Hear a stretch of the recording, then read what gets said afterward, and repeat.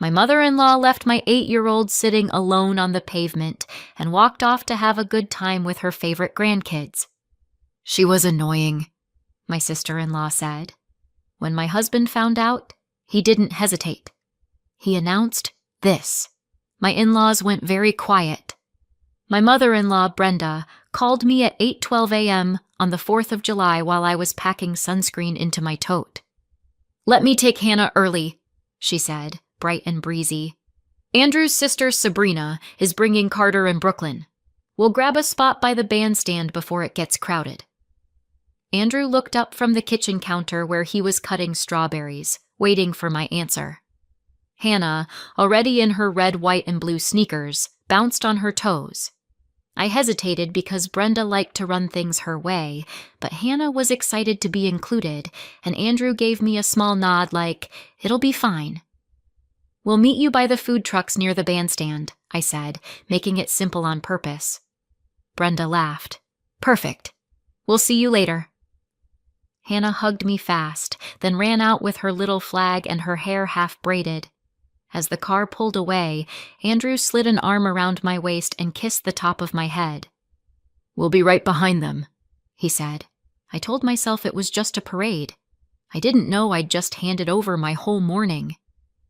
By the time Andrew and I parked and walked toward Main Street, the air smelled like kettle corn and hot asphalt. The parade had already started. Drums thumping, a high school band blasting off key, kids darting between adults with sticky snow cones. We pushed through the crowd toward the food trucks, scanning for Brenda's stiff blonde bob and Sabrina's loud laugh. I spotted my father-in-law, Dennis, first, arms folded, looking impatient, standing near the curb with Andrew's sister Sabrina and her kids. Carter had a toy sword. Brooklyn wore glittery sunglasses. Brenda waved like we were late for dinner. My eyes flicked left, right, behind them. No Hannah. I stepped closer, heart getting sharp. "Where's Hannah?" I asked, already searching past their shoulders. Dennis shrugged like the question bored him. Sabrina didn't even look up from her phone.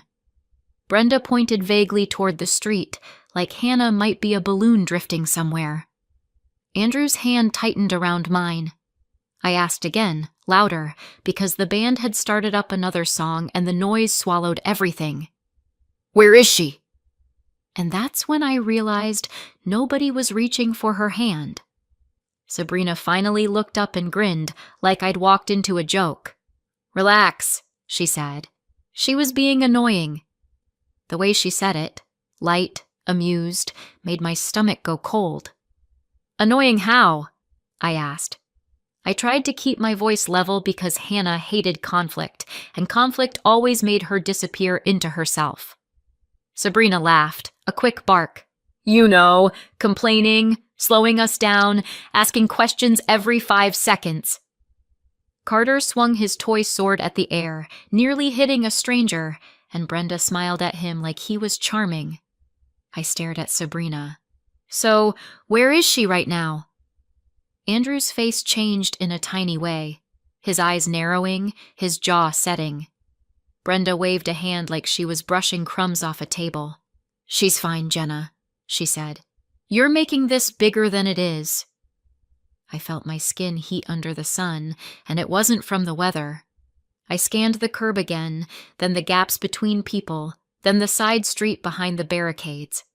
My daughter didn't have a phone. She didn't know where we were parked. She was 8 years old in a crowd of strangers. Sabrina's smile didn't move, but the stakes did. Brenda leaned in like she was sharing gossip. "She told us her foot hurt," she said, almost laughing. "Then she said she couldn't walk." She rolled her eyes. "It was drama, Jenna. She wanted attention because Carter and Brooklyn were excited." I stared at her mouth as she said it, like if I watched closely enough I'd understand how an adult could sound so casual about a child in pain. "Her foot hurt?" I repeated. Andrew's head snapped toward Brenda. "What do you mean she couldn't walk?" he asked, voice low. Brenda shrugged. "Kids exaggerate. If we stopped every time someone had a complaint, we'd never get anywhere." Sabrina smirked. She was doing that thing where she drags her feet and sighs like she's 40. Dennis chuckled once, like it was all entertainment. I felt my fingers go numb around my tote strap. Okay, I said, forcing calm. So you stayed with her, right? You sat her down until we got here. Brenda blinked slowly, like I was being difficult on purpose. We told her to sit, she said. She was safe. Brenda and Sabrina said safe, like it was a guess. Sabrina tipped her chin toward the far end of the block where the crowd got thicker near the barricades. We told her to sit on the curb, she said, casual as ordering fries. She wouldn't stop whining, and we weren't missing the parade because she wanted to be dramatic. My lungs stopped working for a second. You left her? I asked. Sabrina's laugh came again, brighter this time. Left, sat, same thing. She's 8, not a baby. Brenda nodded along. She can follow directions.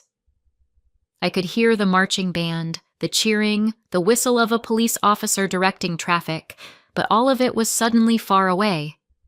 Andrew stepped forward. Show me, he said, clipped. Sabrina pointed again, but her finger didn't land anywhere specific. Over there somewhere, she said. By the lemonade stand, or maybe closer to the strollers. Whatever. She was sitting. She'll still be sitting. Brenda added, and if she got up, that's on her. I looked at the sidewalk packed with legs, folding chairs, wagons, and toddlers in headphones. You don't even know where she is, I said. Brenda and Sabrina had lost my child like you lose a spot in line. Andrew didn't argue. He just took off, pushing gently but firmly through the bodies, calling, Hannah! I followed, my tote slamming against my hip, my eyes searching every patch of sidewalk and every face at kid height. Hannah! I yelled, trying to keep panic out of my voice because panic didn't help. Panic didn't find children.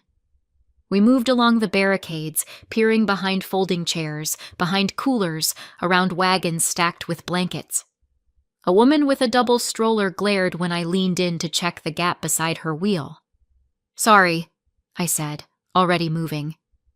Andrew waved at a volunteer in a bright vest. Have you seen an 8-year-old girl? Brown hair, blue dress? The volunteer shook his head, distracted by the parade float rolling by. The crowd surged, blocking the sidewalk as a group tried to cross. I squeezed past anyway, hearing my own breathing too loud. I pictured Hannah's face when she tried to be brave, chin up, eyes glossy, mouth tight.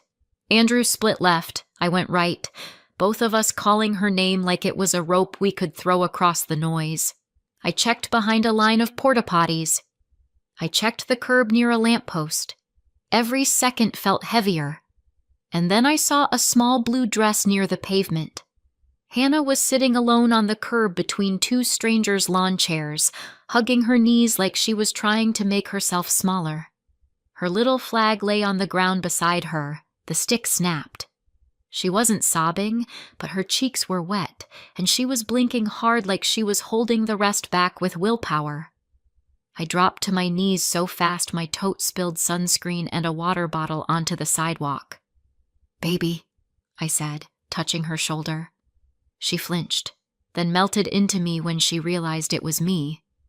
Andrew crouched on her other side, his hands hovering like he didn't want to startle her. Hannah whispered, Grandma said I was too slow. Her voice was thin, like she'd been saving it. I swallowed. Where does it hurt? I asked, already looking at her feet. She pointed, embarrassed. My heel. I tried to walk, but it felt like fire. Andrew's eyes flicked to the crowd behind us, then back to her, scanning for danger like he could rewind time and place his body between her and everyone. I tugged her shoe gently, and she sucked in a breath through her teeth. The sock came off, and red hit the sunlight. Her heel had a raw blister the size of a nickel, split open and bleeding into her white sock. It looked angry and fresh, like it had been rubbing for hours. Hannah tried to smile through it. It's okay, she said, too fast, like she was saying what adults wanted. "I can walk now." Andrew didn't answer. He slid one arm under her knees and one behind her back and lifted her like she weighed nothing. "We're leaving," he said, flat. I grabbed the scattered sunscreen and water and followed as he carried her through the crowd, shoulders squared, eyes forward. On our way back to the car, Brenda and Sabrina were still by the food trucks when we passed them. Brenda opened her mouth, probably to explain again. Andrew walked past without stopping. Sabrina called, "Oh my God, you're so dramatic!" Andrew didn't turn his head. In the car, Hannah leaned against my shoulder while I pressed a napkin to her heel. Andrew drove with both hands locked on the wheel, silent the whole way home. That night he didn't speak at dinner, didn't speak during Hannah's bath, didn't speak when I wrapped her foot and tucked her in. He just sat at the edge of the bed and watched her breathe. The next morning, Andrew finally broke his silence. I met Andrew a little over 2 years earlier through a mutual friend's backyard barbecue, back when it was just me and Hannah. Hannah was 6 then, and my whole life ran on school drop-offs and grocery lists. He didn't come in loud. He didn't try to win Hannah with candy or big promises. He just started showing up, helping carry chairs, refilling drinks, asking me normal questions like what I did for work and what Hannah liked to read. When Hannah wandered over and hovered near the cooler, Andrew crouched to her level and said, "Hey, I'm Andrew. You don't have to talk to me if you don't want to." Hannah stared at him like she was deciding if he was safe. He didn't reach for her. He just stepped back and let her choose. Later, when I walked Hannah to my car, Andrew kept his distance and said, "If we ever do this again, I want to go at her pace." No one had ever said that to me before. Her pace. That was how he was with everything. Permission, patience, no pressure. And because he didn't push, Hannah got curious. She'd peek around corners to watch him. She'd ask me small questions about him. He wasn't trying to be her dad. He was trying to be steady. The first real crack in her wall happened a few months later. By then, Hannah had just turned 7, over grape juice on my kitchen floor. She bumped her cup reaching for a napkin, and purple juice poured across the tile like a spill and a confession. Hannah froze with her hands up, eyes wide, waiting for the part where an adult gets sharp and mean. Andrew had been helping me put groceries away. He looked down, then up at Hannah's face, and something gentle settled over him. "No worries," he said, like the mess was nothing. He grabbed paper towels, knelt down, and started blotting. Hannah didn't move. She just watched him like she didn't understand the script had changed. Andrew glanced up and added, "Accidents happen. You can help me if you want." Hannah slowly grabbed a towel and dabbed at the edge of the spill. Her shoulders loosened as she did it. I saw it. The exact moment her body stopped bracing. After we finished, Andrew tossed the wet towels in the trash and said, "Teamwork." Hannah's mouth twitched, almost a smile, and she went back to her homework like she'd been given permission to exist without punishment. I caught Andrew's eye, and he gave me the smallest shrug, like this was obvious. That was the first time she believed safe could be real. After that, Andrew earned Hannah the slow way, the only way that lasts. He remembered she hated crust on sandwiches, and that she liked her socks inside out because the seams bothered her toes. He showed up for her school open house and stood quietly in the back until she spotted him. Then he smiled like she'd done something brave. He never made her call him Dad. He never hinted that he deserved it. He just kept promises. If he said he'd be at pickup, he was there. If he said they'd go to the library on Saturday, he didn't forget when something more fun came up. He kept her drawings in a folder in his desk like they were important documents. One night, I found him taping a crooked stick figure picture to the inside of a kitchen cabinet. "What are you doing?" I asked. He looked almost embarrassed. "She'll see it when she gets cereal," he said. Hannah opened that cabinet the next morning and froze. then reached up and traced her own drawing with her fingertip. "You saved it," she whispered. Andrew nodded. "Of course I did." Her whole face softened. It wasn't fireworks. It was quieter than that. It was trust turning into routine. He built her safety one small promise at a time. The first dinner at Brenda and Dennis's house should have warned me the way storms warn you: air too still, smiles too tight. Sabrina was already there with Carter and Brooklyn, and Brenda practically ran to the door when we arrived. "There's my babies!" she sang, scooping Brooklyn up and kissing her cheeks. Carter got a fist bump from Dennis and a fresh cookie before his shoes were off. When we walked in, Hannah stayed close to my side, her hand tucked into mine. Brenda turned, looked Hannah up and down, and her smile thinned. "Oh," she said, polite like a cashier. "So this is your child." The words landed wrong. Your child. Not our granddaughter. Not Hannah. Just a category. Hannah's grip tightened. Andrew cleared his throat. "Hi, Mom," he said, careful. Brenda kissed his cheek, then looked past Hannah again like she was furniture. At the table, Brenda asked Sabrina's kids about their summer plans, their favorite floats, their sports. Hannah tried once, quietly. "I like the drumline." Brenda nodded without looking. Sabrina snorted. "Of course you do." I kept my expression neutral because I wanted peace, because I wanted this to work, because Andrew loved his family even when they were sharp. In Brenda's house, love had a seating chart. Not long after that, the pattern showed itself in small, ugly ways. One afternoon at a family cookout, Hannah tugged my sleeve and whispered, "My shoes hurt." I knelt to check, and Sabrina's head snapped toward us. "Oh my God," she said loudly, rolling her eyes. "Here we go. Princess Hannah has a blister." Brenda chimed in from her lawn chair, sipping iced tea. "She's always got something," she said, like Hannah was a habit she didn't like. "Attention-seeking runs in kids these days." Hannah's face shut down instantly. She straightened up and said, "It's fine," even though her eyes had that wet shine again. Andrew came over with a plate of burgers and asked gently, "Do you want to change shoes?" Hannah shook her head too fast. "No," she said. "I'm okay." Later in the car, I told Andrew it bothered me. He exhaled and said, "They're used to Sabrina running the show. I'll handle it."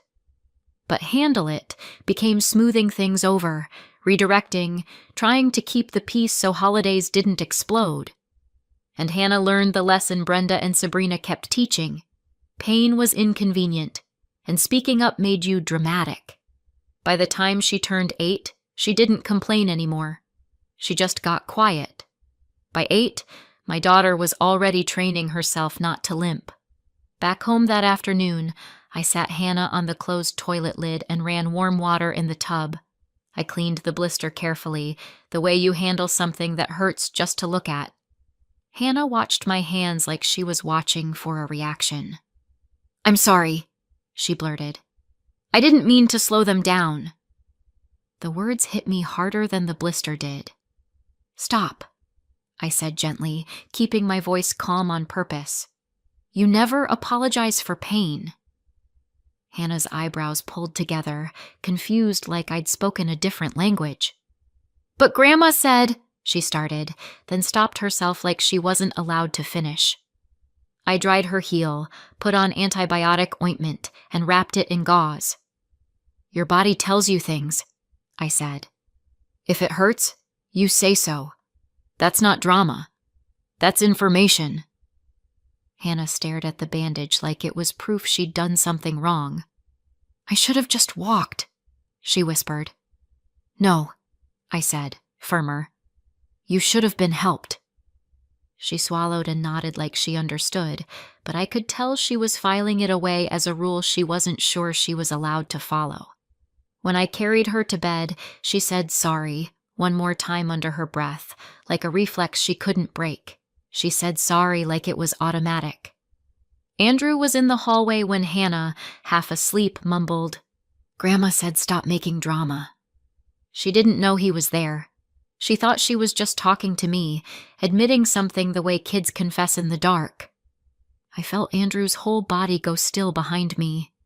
I turned my head and saw his face, blank, controlled, like a door had shut. "Hannah," he said softly, stepping closer. "Can you say that again?" Hannah's eyes popped open, instantly worried. Nothing," she said, scrambling. I reached for her hand. "It's okay," I told her. Andrew kept his voice gentle, but there was something iron underneath. "What did Grandma say?" he asked. Hannah looked at me like she was asking if she was allowed. I nodded. She swallowed. "She said I was too slow. And stop making drama." Andrew nodded once, slow.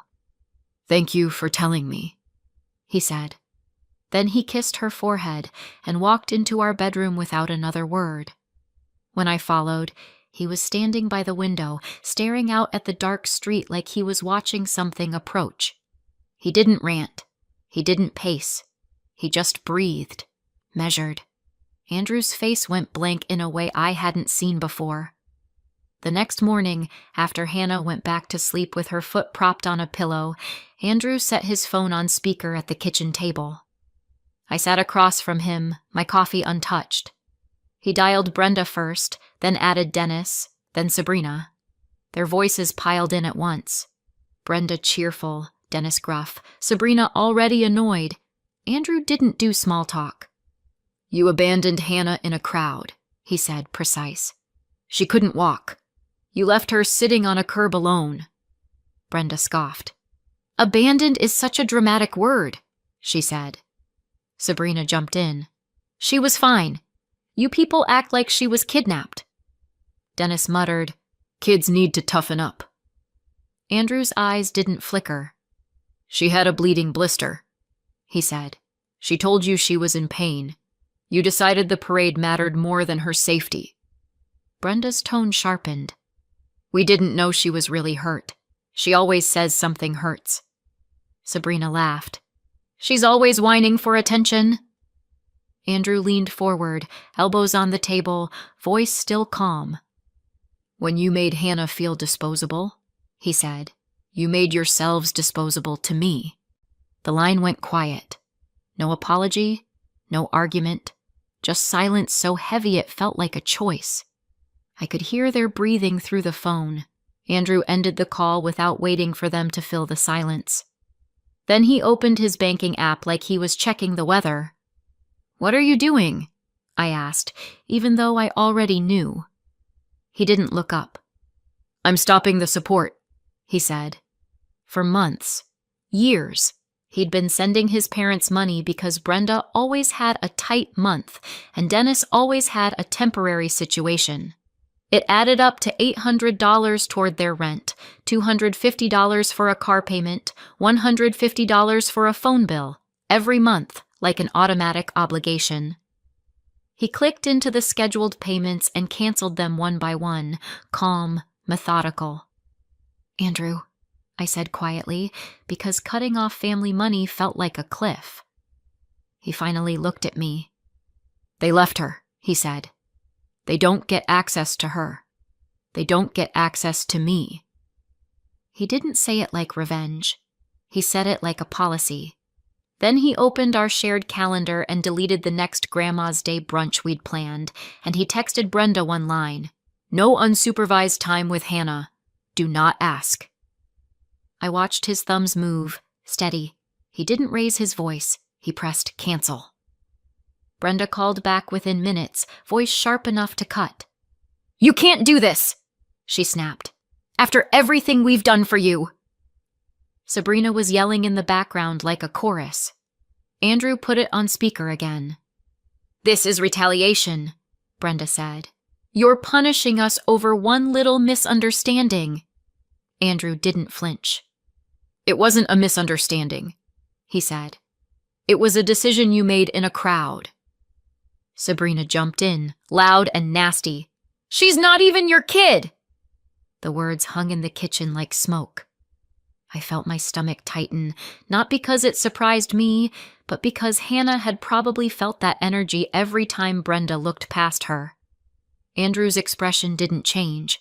He blinked once, slow, and his voice went even calmer. "Watch me prove she is," he said. Brenda started to talk over him. "You owe—" Sabrina shouted something else. Dennis grumbled. Andrew didn't argue. He didn't negotiate. He just hit the red button and ended the call. The quiet afterward felt clean, like a room after you open a window.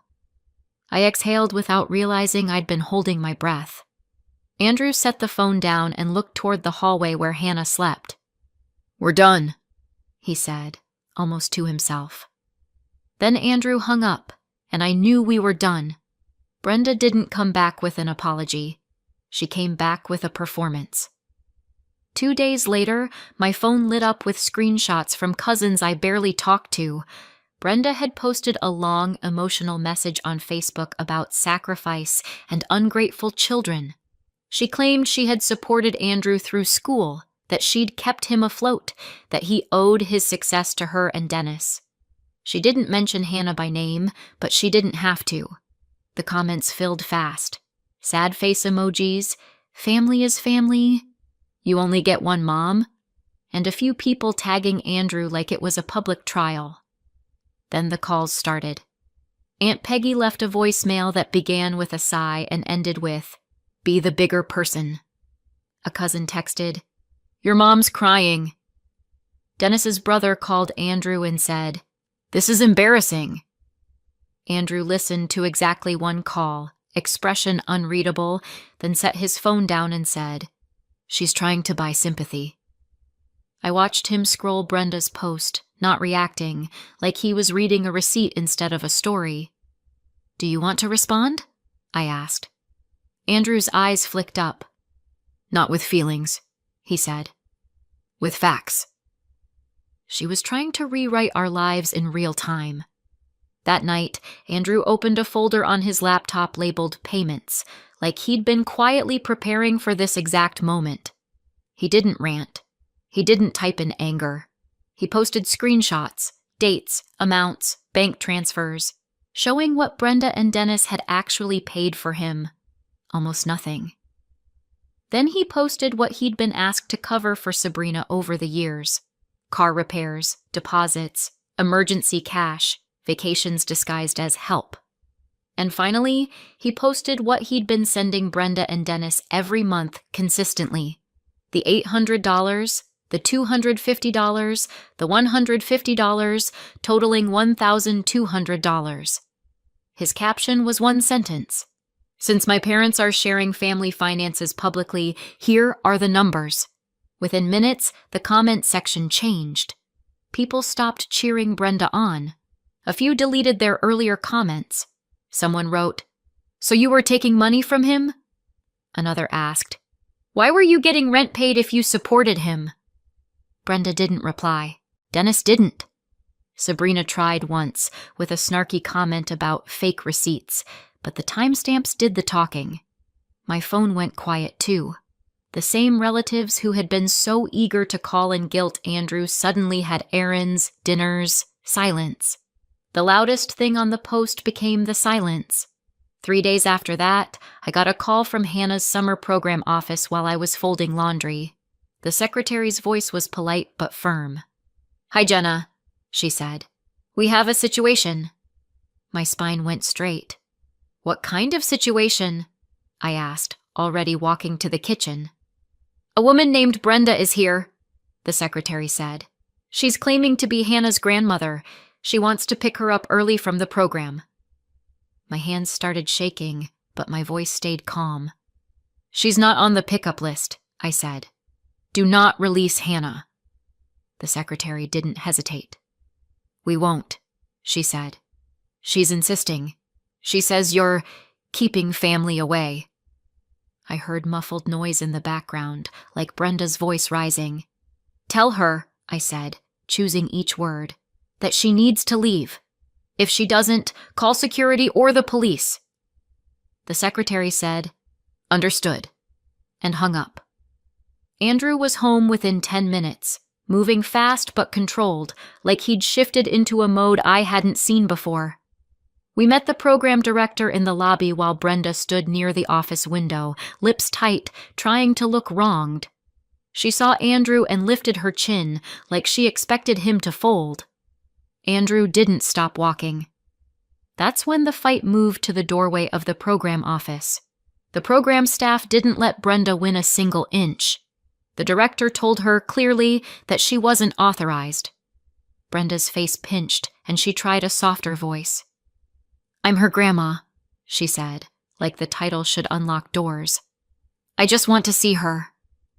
The program director didn't budge. "You're not on the list," she repeated. Brenda's eyes snapped to me. "This is Jenna," she said, pointing like I was a problem to be solved. "She's manipulating my son." Andrew stepped forward, his shoulders squared but his tone flat. "Don't come to her school again," he said. Brenda's mouth opened, ready.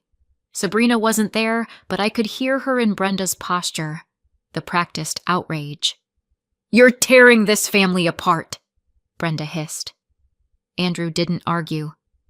"You did that," he said, "when you left Hannah on the curb." Brenda flinched like he'd slapped her with the truth. She tried again, softer, eyes shiny. "I said I was sorry," she whispered. Andrew's expression didn't change. "You blamed her," he said. "That's not sorry." We walked out with Hannah 20 minutes later, her backpack bouncing, unaware of most of it. In the car, Andrew took a slow breath and said, "No contact, permanent." His thumb hovered over his phone, then moved. His thumb hovered, then he muted their threads and started blocking numbers. After the school incident, the extended family suddenly developed boundaries of their own, mostly because the story had stopped working. Aunt Peggy stopped calling. The cousin who'd texted "your mom's crying" never followed up. The group chat went from active to dead, like someone had pulled the plug. Brenda tried a different angle next. Long messages that started with, "I'm sorry you feel hurt," and ended with, "But Hannah really does overreact." Every apology came with a hook. Every "love you" came with blame. Andrew didn't respond. He archived everything. When Brenda tried emailing, he filtered it. When Dennis tried calling from a different number, Andrew let it ring and then blocked it too. Hannah asked once, cautiously, "Are we going to Grandma's again?" Andrew crouched beside her and said, "No, not anymore." He didn't say it like a punishment. He said it like a safety rule. Hannah nodded slowly, like she'd been waiting for an adult to finally choose her without qualifiers. That night, Andrew and I sat at the table and made a list of every place Brenda could try to push. School, activities, neighbors, and we tightened each one, quietly, methodically. It wasn't dramatic. It was maintenance. Peace isn't loud, but it holds. Andrew didn't stop at blocking numbers. Within a week, he scheduled a consultation and came home with a stack of paperwork. Hannah's biological father had been out of the picture for years, and he'd already signed the consent forms. "I'm going to adopt Hannah," he said, like he was stating tomorrow's weather. My throat tightened. "You don't have to," I started. He cut me off gently. "I want to," he said, "and I'm doing it now." There were forms, background checks, home visits, letters from teachers, notarized documents, real steps that took time and patience. Hannah sat at the table coloring while Andrew filled out page after page, occasionally asking me for dates or addresses. At one point, Hannah looked up and said, "Is this about Grandma?" Andrew paused, then answered honestly. "It's about you," he said. "It's about making sure nobody can ever treat you like you're optional." Hannah stared at him for a long second, then slid a drawing across the table. Stick figures labeled me, Mom, Andrew, and a house with a big door.